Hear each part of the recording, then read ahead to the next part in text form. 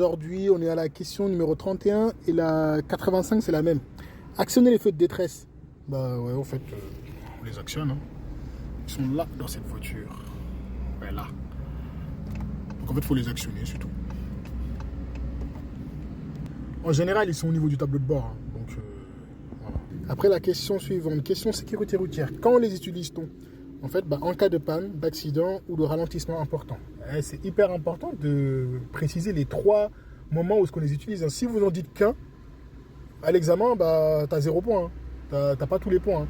Donc, en fait, tu dis en cas de panne, d'accident ou de ralentissement important. Tu les énumères bien. Parce que l'inspecteur, il va te demander encore, et si toi, tu dis, ouais, après, en cas de panne, c'est tout, il ne donne pas le point. Il ne donne pas le point. Donc, dis-le bien. Hein. Question premier secours. Quel comportement adopter en cas de diffusion du signal d'alerte, du système d'alerte et d'information des populations, SAIP? En fait, cette question-là, dès qu'on vous la pose, j'ai remarqué, ça y est, il y a le stress qui monte, vous vous dites, mais de quoi il me parle? Système d'alerte, système d'information, c'est quoi ce truc? Et en fait, c'est simple, il ne faut pas se prendre la tête. C'est un système qui alerte les populations en cas de danger. En fait, tu t'imagines, voilà, tu es en train de marcher dans la rue, on te pose cette question, quel comportement adopter? On te demande quel comportement tu dois adopter.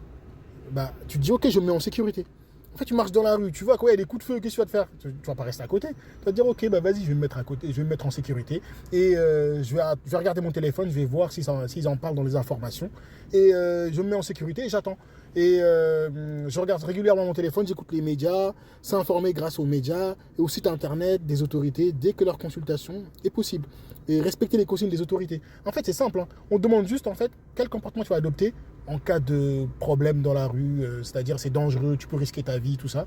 On va dire attentat ou, je sais pas moi, explosion, tout ça. La première chose à faire, tu te mets en sécurité, c'est tout. C'est aussi simple que ça. Tu dis, je me mets en sécurité, je consulte mon téléphone et j'écoute les informations dans les médias et j'attends que la situation se libère, quoi. Voilà, donc, allez, bon courage, ciao.